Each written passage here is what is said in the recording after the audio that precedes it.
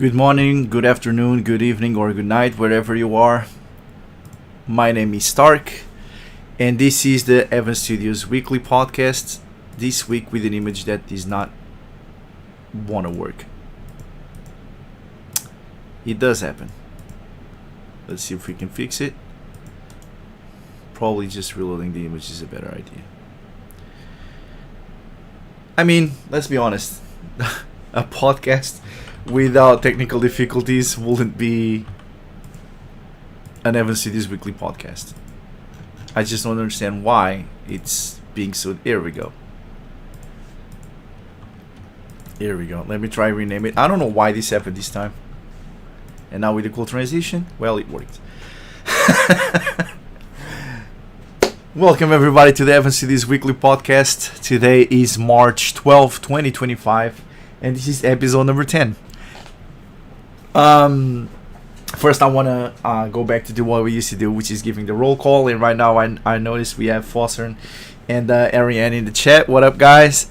To be honest, this is just another week where I felt like I didn't have anything to talk about, but I might have a little something to talk about, and there might be some spoilers. First and foremost, I just gotta say, man, I was in the back taking like the quick break. Just so you guys understand, it's 8 p.m. for me. It's 8:07 p.m. right now. I've been working in our game since literally 10 a.m. I took like a 10-minute break at like 7:50 to start the podcast, and probably after this I'm gonna go back to work, which is fine. I'm not complaining. I'm just giving you like an insight of what is a perspective of what my day is like. And I was in the back, and I just like I said a few weeks ago, I was gonna make instead of getting like a royalty free, copyright free playlist, kind of like anime-ish, to play before the podcast started. I was gonna make a list of some of the songs from our games, which I actually considered also adding some of the future songs, but I was like, nah, this is probably not the best way to spoil them, and people will not feel like the association. And I feel like listening to the songs of the game that you already played, and you know where those songs play, and you can associate it to some experiences. I thought it would be better, and I will just add to it as time progresses. Although, I mean, each song is like 3 minutes, and we get to play like 2 songs at most every start. But this to say, I was in the back. My house is not that big. I was in the back taking a break, drinking some coffee, and the songs were playing, and I was thinking, God damn it, we can't let this shit end. We can't let Evan see this end. I am surrounded by such brilliant people. Those are such great songs, man. So many memories. God fucking damn it. Oh man, it is what it is. Well, like I said, today we are probably going to get some spoilers about Bloodlust. I could probably very easily spoil stuff about Journey Abroad, but let's be honest, most of what I have to spoil about Journey Abroad is that I haven't already spoiled in the tech demo is adult content that I can't share on YouTube. So there's not going to be a lot of spoilers in that department when it comes to Journey Abroad on YouTube, for obvious reasons. Maybe if we at some point decide to change to Picardo or whatever the podcast, maybe then. But yeah, there's always it's always something to consider. Last week it was pretty cool. That something is happening right now where I don't know if I said something on the weekly podcast or in the entire talk podcast. So I don't know who heard it or who didn't, but you know, it's just so Shortcut, a guy basically is a supporter. He goes by a different name in Discord. He doesn't technically he doesn't I don't think he talks a lot in Discord. I can actually check how many posts he has, but Yeah, I don't find a single post. So he sent us a message a couple days ago, where it was like, "Ah, it's me, Shortcut from YouTube," and then he gave us like a list of improvements that he wanted to see on Journey Abroad and Bloodlust, and the list was super cool. Mostly because a lot of those things we had already considered, and we were like, is it really worth it? And some others we had already planned to do in the future. So it was a very cool, very comprehensive list, and it's always awesome when we see people take their time to break stuff down and create content regarding Evan Studios. I really I really enjoy watching those. It's super cool. I checked the whole list. It's all pretty great. Even the things that I don't agree with, it's easy to see where it comes from.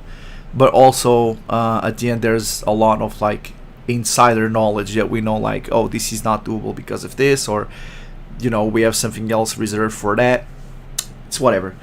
Another curious thing that happened to me today was I was just taking a break after lunch. I was watching a few memes online. I was just going through some brain rot, and I saw a post where it's like, if you're working in anything related to computers, this is exactly how your life goes. And then there's an iceberg, and like there's like 10% above water that goes, this is what people see, and then there's like 90% underwater, like this is the job that you do. And I was like, oh my fucking god, that feels so realistic. I feel that every day. Even today, man. I've spent like, I've tried to divide the day today between working on Journey Abroad and finishing the Christmas patch. And as I go through the game, there's a lot of things that I go like, oh, this looks bad, oh, this looks stupid, oh, this could be done better. And basically you spend like 2-3 hours working on something that it doesn't feel like progress. Like it needed to be done, but it's the same shit, but now it looks better. And it doesn't feel like progress because it's literally the same shit. The dialogue is already done. I'm literally just changing expressions. Or there was, for instance, a little bug that I had to fix. There was a point, and this is completely Isaac's fault, I'm just saying it right now. there was I'm pretty sure that he's listening to the podcast, said it would, but if he isn't, it's okay. There is a part of the game where Ayame should be completely dressed in her Christmas attire, and her bust reflects that, but her sprite doesn't. So I had to change her sprite in a few places. And that's the type of thing that you can go through it like 5 or 6 times and don't realize that the bug is there. And then there's that one time where you look and you go, wait, this doesn't make sense. And then you catch the bug and you're like, oof, I'm glad I don't have to like edit a final version because of a very small bug. Another thing that I had to do a quick change was in the final scene with Eve and Melvin and Arthur as well. No, just Eve and Melvin.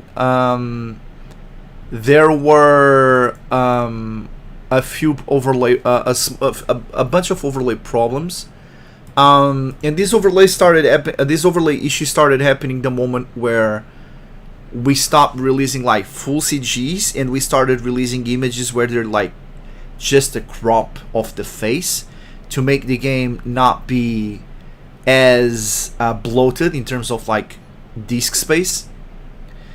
And we just apply the small faces over the scene if the rest of the body doesn't move. The problem is there are times where usually due to blush, or now the character is you can see the breath, or you see some part as sweat and the other part doesn't. So sometimes when we overlay and we don't take those things into consideration, a few weird things can actually happen. And in this case, luckily Ariane was able to spot the issue, and we were able to go back and fix it retroactively. But there are some stuff that we can do. There are some things that we can't do anything about. He also pointed out an issue with Eve's neck. in the actual final scene, the one between Eve Melvin and Arthur. And yeah, in that case, I've tried to check what is going on in that scene, why the error happens, and I noticed it's just yeah, it's just I'm gonna call it design choice. But yeah, it's not anything that we can solve. It's literally the base of the character was drawn like that. It's a unique piece. I also find at the end I also thought it was kind of weird, but yeah, I already expected it was just like a drawing issue, but you know, and yeah, it was. There's not other than literally just asking them to redraw that part and the whole thing, and that will be a pain in the ass because we would also have to like remake the whole animation and whatnot. It's yeah, it's we're gonna leave it as it is. We don't think it's a huge issue. Obviously, you know, there are a few CGs throughout the entirety of Fleeting Iris that we would have changed a few details here and there if we could, and if we ever decide to remake the game, we definitely are going to retouch a few CGs. And yeah, this is in the, you know, especially the patches in which we were under a lot of time constraints. Obviously, a few of those mistakes are definitely gonna come to light, and it is what it is. We need to move on in order to be able to make progress. Anyway, I'm sure you guys are waiting to see. Why can't I? So I'm having an issue with Discord where I'll just download it like this. It's weird, but whatever. It's not letting me open the entire image, but I'm like, who cares? Also, I'm gonna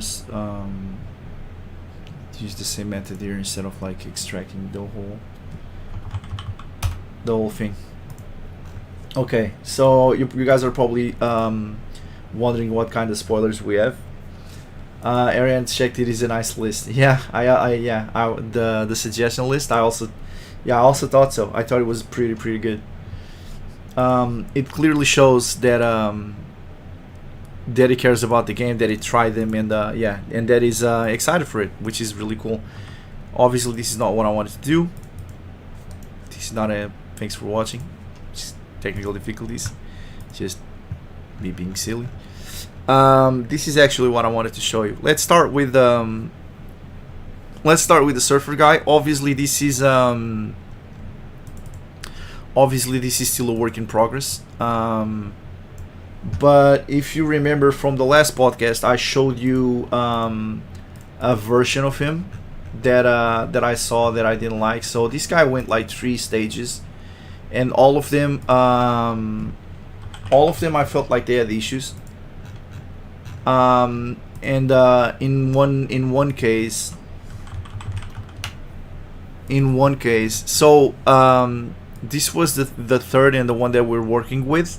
It's not final, obviously, but it's the one we are working with. And Tiger Lila had to give Muku some help on doing this one because he was not feeling it. He was not being able to get in on his own. So just to give you an idea, this was the concept before, which we thought were kind of simple, and it didn't look his age. And there's a specific reason why I don't like this body. I will explain in a second. And this is the first version that we were given from this character, and it's the one that I actually spoiled on a podcast a while ago. And I will explain, for instance, something that causes, you know, small delays and shows you more or less the mindset and progress. So the first character, I took into account a suggestion that Ariane had made, where there was not a lot of diversity in the characters. Like, one character was fat-ish, but he was kind of bulky, and then the gym trainer was also bulky, and then Alicia's boyfriend was also like super Chad, like super muscular. And so I said, listen, we already had this guy in the previous game. This guy clearly makes a cameo in Fleeting Iris. I think you guys know which scenes I'm talking about. Um, and obviously he's in university with Jazz and Jack and Alex and whatnot. So he's about their age. He's 18, 19 tops. And the first character, um, even though I had, um, even though I had asked specifically for different things, like I want him to be like lean, like but athletic. He looks like super bulky. This does not look like an 18-year-old body, at least not one that doesn't basically eat steroids for breakfast. And his face doesn't reflect like an 18-year-old at all. Like you can say this guy is 30s in his 30s and you'd believe it. So I actually I told Muka that he looked like a French bodybuilder. um, so then I said a few things that were annoying me on the character, and Muku did the second character. So the problem with the second character is that he did not become leaner and still athletic. He did the exact opposite. He's still bloated, but he has no definition. Which is again not what I wanted from the character, and his face still looks a little bit too mature for his age. But you know, I was like, listen, this looks too simple at this point, so you don't waste a lot of time in this character. I'm gonna make a bunch of directives, and I'm gonna give them to you and Tiger Lila, and let her give you some help on this specific character, on the position and whatnot. Also, the position is not final, but we got the third character, which I feel like this is more what I wanted to go for. He's even though he obviously looks a little too shredded, we're gonna tone that down a bit. But the volume of the body, the size and whatnot, the hair and such are a lot more what I was envisioning at first, and I feel like it's going to fit the character better. They're going to change his pose a little bit, where he has like his hands in his pockets and whatnot, a little bit more chill. But yeah, I think we're now getting to what we feel it will be, you know, better for the character. So obviously, this also happened a lot during the development of Fleeting Iris, and we scraped a lot of stuff. Actually, I might just show some of that stuff for people that never seen it a little later. Sorry, dropped something. Yeah, and obviously now the spoiler that everybody was waiting for, and this is Jazz's night attire. And I think people are gonna like this one a lot. Honestly, this wasn't the color. Let me fit the screen so you guys can see it better. This wasn't the color that I originally wanted, and this was not exactly the type of panties that I wanted for it. But in terms of design, we 100% feel like this fits the character a lot, which is it's not just about making something that is believable, that feels appropriate. All the characters have a background, all the characters have a personality, of all the characters, you know, have their own thing, and we wanted to make something that just screamed this character's personality, and we obviously feel in this that that it is absolutely Jazz's personality. Now, I did plan to have the top being white and the panties to be something like pink or something like that. But I might have not set the colors to Tiger Lila. And since I didn't, she basically took creative liberties to choosing the color. And she chose like this cream slash almost skin color. I personally feel like it works. I'd love to hear you guys' feedback about it. And obviously, there's a lot of thought. We tried a few things, showing more side boob, etc., etc. Basically, it went through a few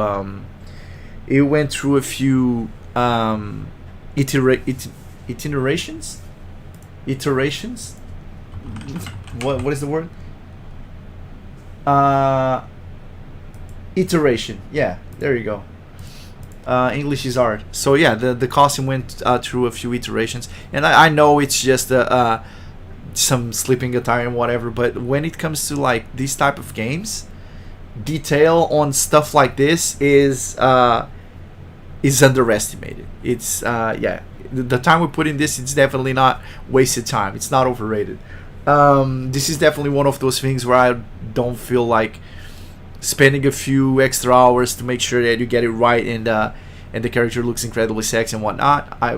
All the details, from the small bumps, the amount of belly that it shows, the hip muscle, all the details, the side boob, like, it's everything that seems by accident. It's actually by design. Everything in this attire is extremely well thought, and there's a lot of time put into it. We definitely feel like this is the type of costume that people are going to enjoy a lot, and it's going to be seeing a lot of gameplay time. So it's definitely time well spent. I'm going to leave this in the screen for a second while I check a small image here. Just to give you guys an idea, especially for the people that haven't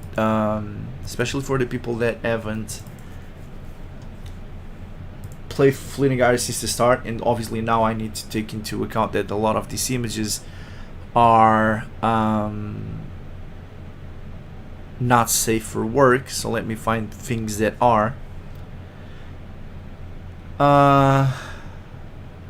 This definitely is. Okay, so let me grab this folder, and I'm gonna try and yeah.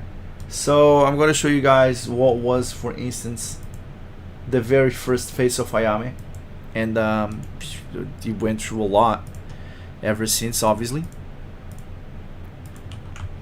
For instance, this was originally Ayame's face.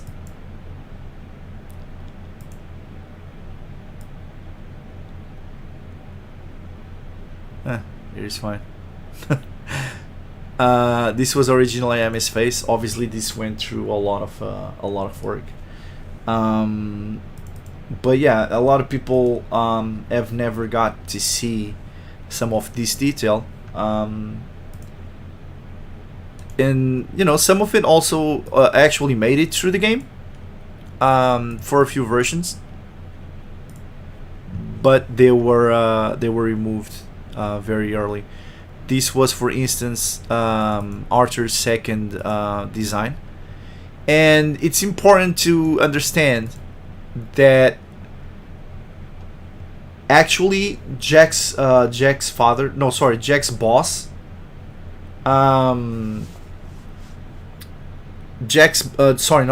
Robert's boss, Bullock, was originally intended to be Robert,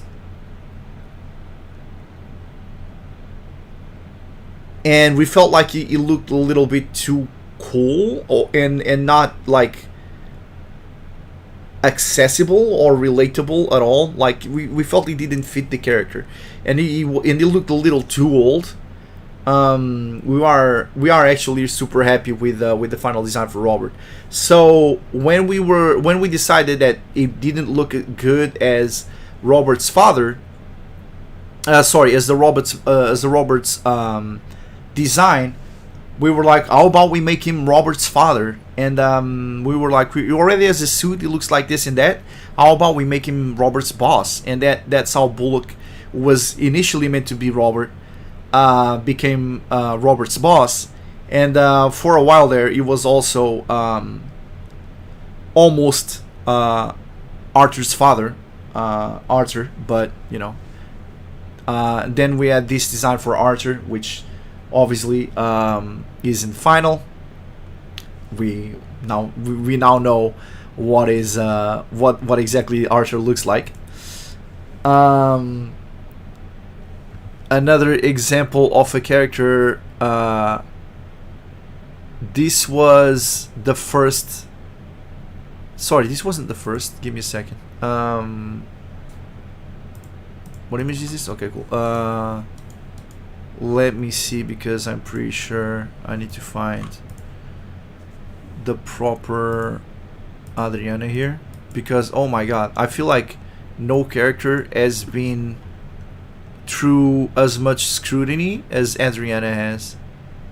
Um, I'm trying to see who was the first drawing of Adriana, and I feel like this was it. So originally this was the first Adriana. Um, we don't. I personally hate it. Um, it looks. Her hair doesn't look luscious. Her eyes are dead. Her skin is like super pale.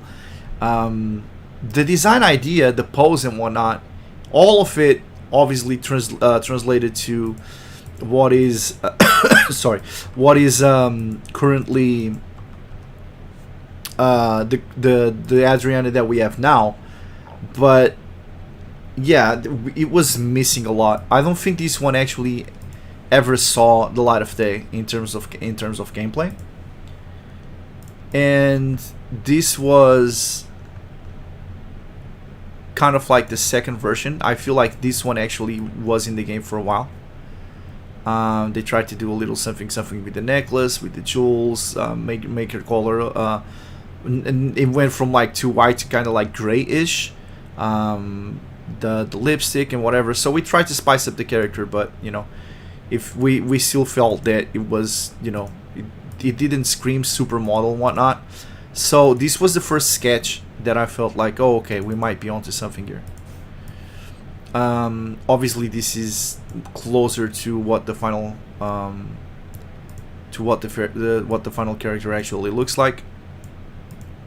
And then there were a few adjustments here and there on the air.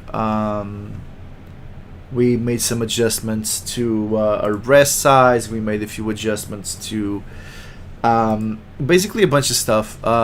We still wanted the green eyes. We still wanted it to look Latina and whatnot. But as you can see, there was a lot of work that we went through to create characters like Adriana and whatnot. That basically, you know, we spent hours and hours and hours and hours in creating characters that, you know, at the end of the day, and this is not only true for just buttons for characters. The same thing happens often with enticings, where the original one doesn't match what you ultimately get. But you know, that's how development works. For instance, this was the original picture of Fujiko. I had already explained how I wanted the costume and whatnot. But when I saw this, I instantly axed it. So this was supposed to be like the old Fujiko, and yeah, I axed this like right away. And nowadays we have the Fujiko that you know. Yeah, I'm happy that we remade a lot of busts in time, but you know, the CG team, just like everybody else in the team, have evolved a lot through the period of time that we've spent developing Fleeting Aries and our other games. And even Jazz and the Eve had a kind of like a different design, and although it ended up not being the final design for these characters, I feel like when you look at it, you get you kind of get, like, you see already the skeleton of what ended up being the final version of the character there. So this is funny because this was supposed to be the mature agent, and mature agent is in-house name that we used to have for Eve. So this was the initial design that we had for Eve. Obviously we went through a lot, and yeah, don't worry, this character we liked it so much that we will actually use it in a future game. She should show up from the third game and forward. But this was the initial design idea that we had for Eve. Obviously, it didn't make the cut, and we moved on from this idea. We liked it, but we didn't feel it fit the character. This happens a lot in our studios. Sometimes when we don't like a character for something specific, we end up using them for a different thing, and then we came up with kind of like this design later down the road. And the final version, before the final version, where we were like, listen, this is more like what we expect from the character, where we felt like, okay, she should look more like a teacher and less like a student. She needs to reflect her age a little bit more and whatnot. So we went with this, and this is the first final-ish version of Eve and Jazz. So one older and one more mature character. Obviously the hair designs, the hair designs and whatnot already kind of like reflect the final stage of the character, and obviously this reflects a little bit more Muku's old style and whatnot. But yeah, the short kind of tomboyish style you can see on Jazz, and you know the haughty big breast, big lively blonde hair, and the glasses and whatnot. Like at this point you can already capture like the idea of Eve and Jazz. You guys said that mature agent looks great. Which one? The one with the one that I showed before this one? The one with the glasses? You guys talking about this one?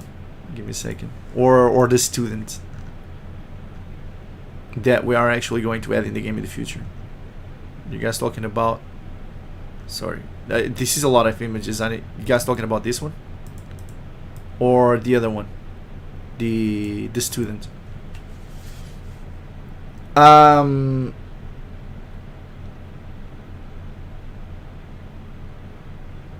Yeah. So believe it or not, this is how Eve is supposed to look when she ties her hair up. When she lets her hair go. You just haven't noticed because she always has her hair tied. But for some scenes, this is more or less how the hair looks. This is how her hair looks when she lets go of the hair tie. This was the design, was that when she lets go of the hair tie, her hair looks like this. Do you guys think that we should make a character with this hairstyle, just in general? Bang over Ide's peak character design. Any chance that return as well? Well, there's always a chance for everything. I mean, we are the creative owners of this, so everything can become something. We just have to decide, or people just have to like it a lot. Maybe you guys can get people to watch the podcast and watch this specific part and be like, is this a type of character that you would like to see? Both the student and the girl with the glasses. Yeah, well, the student is going like to come back in the future, just not as Eve. The student will 100% come back. Well, not 100%. If Varsity survives, this right here, this student will come back. We have plans for her. This, the one on the left, is supposedly how Eve will look if she let her hair go. But we can create a character that actually looks like that. We probably have room for more female characters. There's something else that I wanted to show you guys that I think you guys are going to find it funny and actually enjoy it. Man, the problem is a lot of what I'm looking at right now on my screen is NSFW. And yeah, we can't show a lot of this. but I will show you some of the first ideas that Muku came up with in terms of IM's design. And I was like, no, no, no, no. This is what I want, and then I explained it. I explained him what I want in terms of like IM's design. So at some point, IM's design looked like that, like she had like a sweater, and face wise, the first transition that we made. I mean, we went through a lot, guys. We went through a lot as a team, as a community. You guys have supported us through a lot. There's a lot to there's a lot of story here. There's a lot of decisions being made. There's a lot of what ifs. Yeah.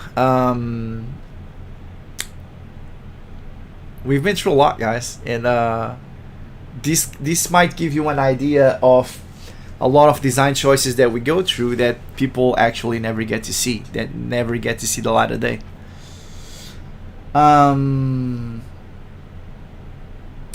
Yeah, Morgan. Morgan said, I think both could work, but I think being Eve's casual style could work as well, like having some final scenes with that hair, like having a school event like a prom. She using that hairstyle will be 10-10. Yeah, that's our plan. The reverse also works. The reverse also works, but 100% don't worry. This the student will see. The student will come back. The student will see the light of day. But I feel like the reverse also works. Like you're now used to see Eve in a certain design, so when you see her alternative design, you are like, oh, she looks so good. Why didn't we go with that? That definitely will also look great as well, etc., etc. That's true. But Ayame went through the opposite. Ayame actually went through the opposite. Let me see if I can find it just so you guys understand what I'm talking about. Ayame is the type of character where I've already explained. I've already explained the design choices behind Ayame, where I wanted it to feel like the ultimate girl next door. We wanted not to look like way too complex and whatnot. So we didn't want to do something. We feel like the whole huge hair with the bang over the eye and whatnot, it's like a bold design choice. We feel like it can be, too characteristic, if that makes any sense. And we wanted something more neutral for Ayame. But it's easy to look at Eve and go like, oh man, she will look awesome with that hair. And we can definitely add it, but here's the reverse. People are so used to having Ayame with like long hair that when this character with this dress became a thing, ooh, not you. When this character with this dress and this hair became a thing, a lot of, oh my god, what are you doing? A lot of people instantly became fans of it. And it's obvious why. It's a character that we love, goes through a transformation, and we're like, oh man, why not both? Why not both all the time? Well, it is what it is. We have to make design choices. Eve also works that way.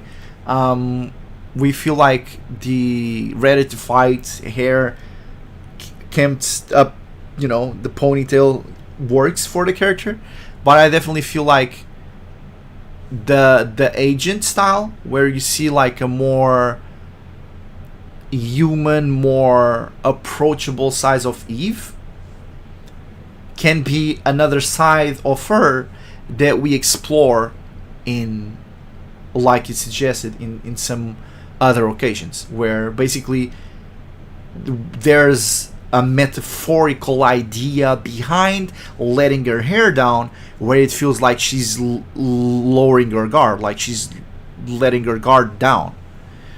And I wanted this hair idea, the whole hair over her eye thingy, to be more of Eve on a more vulnerable state. And we definitely feel like there's room for both sides of Eve. And I feel like we've seen that in the Christmas patch for people that already played the patch with all the correct dialogues. But don't worry, I am trying to finish the whole thing today with little to no bugs. And where you already see some sides of Eve, obviously in one of them she's under the influence, but you see the stern, rigid Eve, and with when she's talking with Robert, because she's oh my god, how do you say subaltern? Or junior, or junior agent. Since she's is junior agent, she speaks to Robert in a different manner. When she speaks to Clark, you definitely feel like there's a different side to Eve. And obviously, in a game that is about her and where she's the main character and the protagonist, we're gonna see even more of this side of Eve, her strengths, her vulnerabilities. And there you go.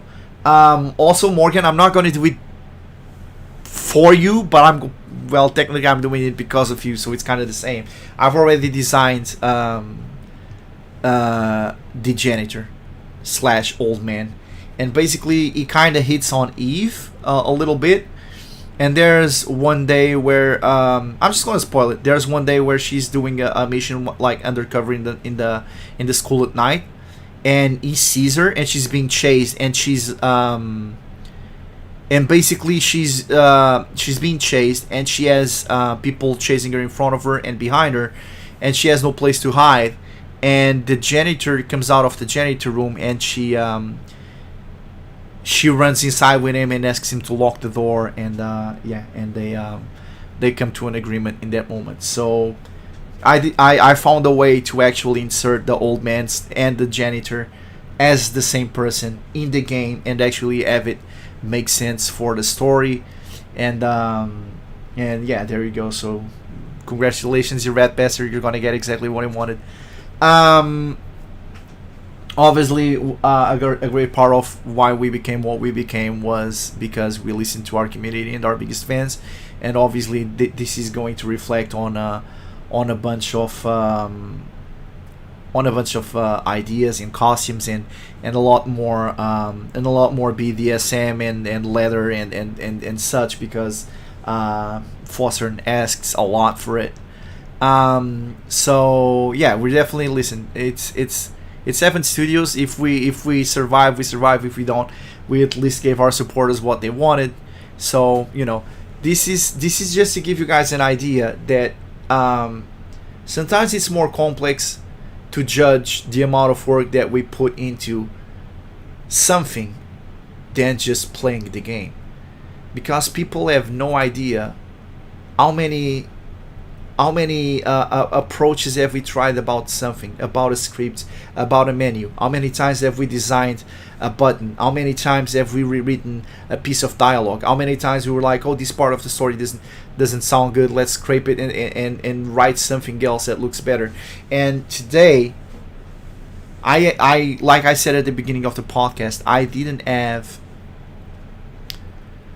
a lot of ideas on what I wanted to talk about, but while working on the Christmas patch, I realized, man, a lot of what I'm doing now, I know, like, when the game is final, I'll see, yeah, I made the right choice, but people will never see the wrong choices. People will never see the amount of time that I spent, like, oh man, instead of just delivering this and just be happy with it, let's make this a little better. Let's make this a little better. Let's make this a little better.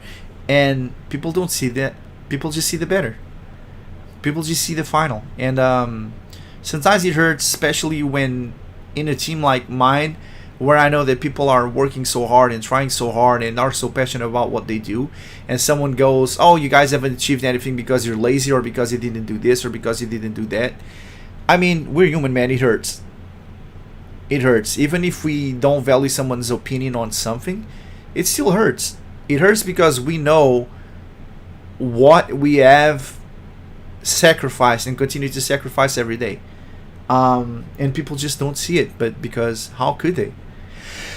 This is why I keep telling people, try developing a little bit. Just try developing a little bit. See how it goes. Receive some feedback. See what people, how people tear apart your work, and how you feel about it. But obviously, I'm not gonna be all sulky about it and try to like how to put this I'm not gonna make everybody pay for the opinions of a few, right? It's really easy to be negative. It's really easy to be out there and just bash someone for what they did, and then obviously that one person is gonna fuck up your entire mood, and devs quit because of this, man. I've seen devs quit because a more vocal minority, gave the devs tons of shit, and the devs quit. And then a bunch of people are left like, oh my god, but we had like so much expectations about this. We had so many expectations about this project. Why did you finish the project? Well, because that shit, it adds up. People keep going at you, and people keep criticizing you, and sometimes the criticism makes sense, and sometimes the criticism is just brutal. But it's important not to let go of what's important, and keep working and keep doing your thing for the people that do support you, and the people that do pay your bills, and the people that believe in you. So if you're a developer, man, like if you're passionate about what you do, listen to the criticism, take from it what you will, but don't let it take you down. Just keep developing, man, because there's amazing people out there, and if you don't, you will deny yourself in the world from amazing experiences. And Fleeting Hours means something to a lot of people, and everything about the game, the maps, the characters, the scenes, the songs, the whole thing, the waiting for the patch, the being part of the podcast, all of this means something to someone.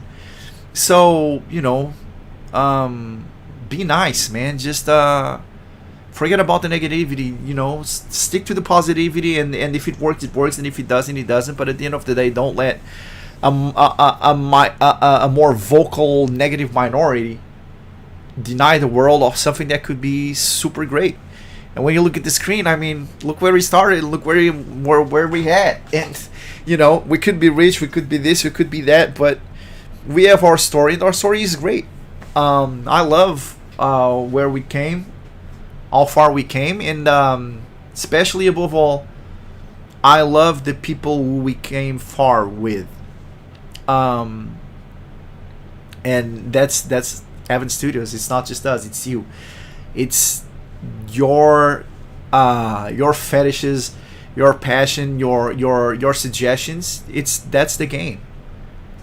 Everything in the game is, it's easy to say for me, who didn't used to play a lot of anti games or at all until like 6 months before I started working on Fleeting Hours. It's easy for me to say that I don't feel influenced by this or that or whatever. Bro, sometimes you're influenced unconsciously. Like, there's an anime that I never saw that when I look at the character, I like, dude, my brain just made me describe this character. I 100% feel that. People, like, if people were accusing me of plagiarism, I will be like, no, yeah, I get it. I get where you're coming from. I get the idea. And 100% subconsciously, I feel like this is literally what happened. There's this character. Obviously, she has improved a lot since. You guys know who it is, and you have seen gameplay from her. This is Melissa. She has since evolved a lot.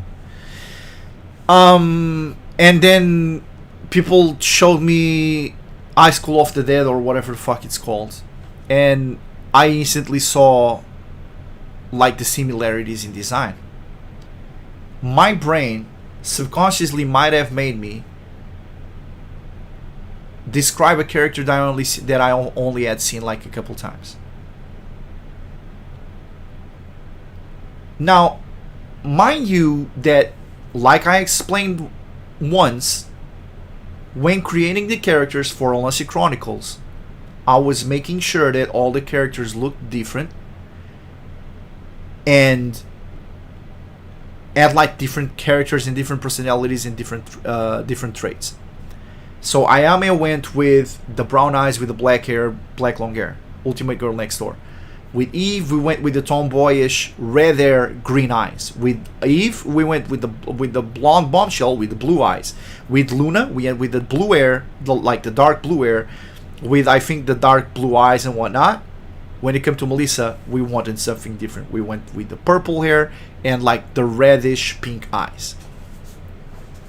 And in my mind, when I thought purple hair, reddish pink eyes, I can't see the character, but I can see the character. I know I've seen the character somewhere, and I was like, you know what will look good if the hair was more or less like this, and she had red eyes. And obviously they were like, "Are you sure?" I'm like, "Yeah, I'm sure." Okay, we're gonna roll with it. And they designed the character, and I was like, "Oh my god, that's exactly what I was thinking about." Obviously, actually, this is not the final version. This looks more like pink in the eyes than red. This is actually also game name not final. Obviously we changed the game name since, but yeah, this is what we went with. Sorry. Also her breasts, god damn it, I did it again. Her breasts are a little bigger, and her butt is a little shapier nowadays, but obviously she looks like the character from High School from the Dead. I don't know the name of the character and whatnot, but I've seen the character, and I've seen the similarities. Let me just check here. Yeah, what's her name? Well, you know, the hair looks a little bit. Maybe I've exaggerated on the similarities a little bit, but her hair does look a little bit like the other one. I feel like her eyes are blue. The similarities might end a little bit on the okay, so the similarities might end on the what do you call it, this frontal part of the ear, damn it, the fringe. No, this is not the fringe. God damn it, I don't know the name of this. The bangs. God damn it, I can think of the name of it. The bangs. Okay, so maybe I'm exaggerating a little bit. It's the bangs. The bangs look very similar, and the other character has more like bluish, kind of purplish hair. But yeah, it's the bangs. It's definitely the bangs. The bangs look. My brain went and stole from it. She looks a lot less like Sayako than I initially thought, because when people showed me the design, I was like, oh my god, we completely ripped the character off. But now that I'm looking at the character, I see it's mostly just the bangs that are similar, which is not that bad. And let me try and see a more recent picture. I think I might have one right here. No, this is just Ayame's. Let me try and find one where I have the newer busts that we might have used for some of the Halloween stuff. Well, this is just Ayame stuff. This, yeah. Man, we haven't worked on this character for a long time. Aaliyah here. Here we go. Melissa. Halloween. And yeah, this is with the costume. Obviously, you know, this is not the final design. This is not the final design. And actually, I even like her Actually, I even like her vampire costume a little bit more. Let's get rid of some of these. You'll get to see them again soon. Don't worry.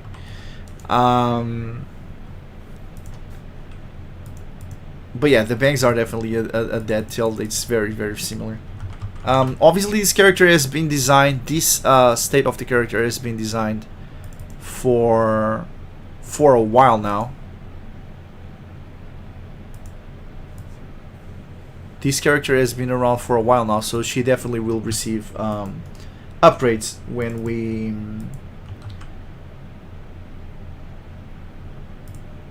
we draw her for a game. Just like all the characters are receiving, they're being improved a lot. I mean, as we improve, our characters improve with us. And I don't know what about it or what about the character it is that I like it more. I don't know if it's the color of the eyes. I don't know if it's the lip gloss or whatever it is. I like her vampire design a lot more. But yeah, she definitely will receive. She definitely will receive a boost. Also, it's not just air color and eye color and whatnot that we have decided to change.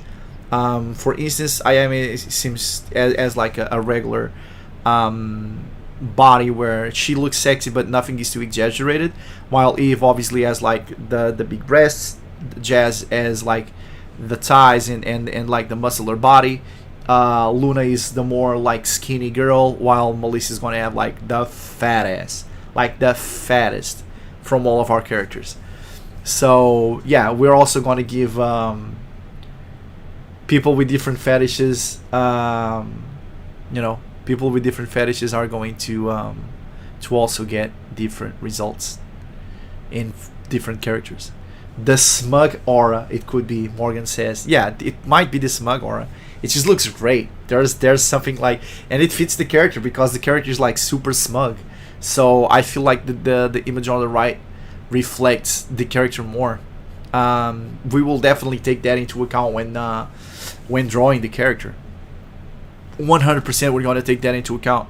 We wanted her to feel smuggy, but in regards of like eye color, we don't know if we're going to keep the pink on the left or if we're going to transition to the red on the right. Although the air color is probably going to stay the purple. Although I do not dislike the crimson pinkish whatever color that she has on the right. So yeah, design choices. Funny how we talked about it in our Anti-Talk podcast. How some design choices might directly hurt or help your game. We haven't talked about all design choices. Sometimes it's just you try to get the best out of both worlds and try to get the most out of stuff, and sometimes you just can't have it all. So the least we can do is just try to use them at different points in the game. Different costumes, regardless of what it is. So what's important to us right now when we're creating scenes and when we're making sorry, give me a second. Had to blow my nose, but obviously didn't help that much. So when we create different antagonists and whatnot, and we make scenes in like different places and such, it's the whole thing surrounding it. It's the whole context. It's what the character is wearing, who's around. All of that is important for scenes, but sometimes you just have to make choices, and you wish you could go with both. And all you can do is just, hey, let's try to like go with this, and then maybe just introduce this sometime later in the game and whatnot. But also, as importantly, it's not just about what you decide, is the amount of time you spend perfecting something, and the amount of stuff that people never get to see.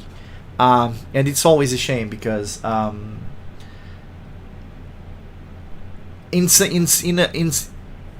to some extent you actually want people to see it all, and we have released it in the past, and we have released it in our HD asset patches,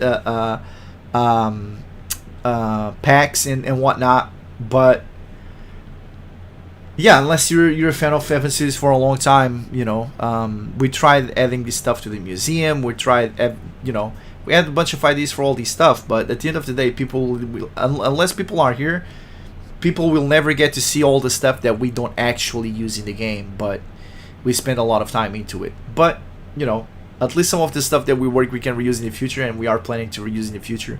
So not all is lost. I hope you enjoyed this week's podcast. I hope it got you like a different perspective of what goes into developing a game, decision making and whatnot.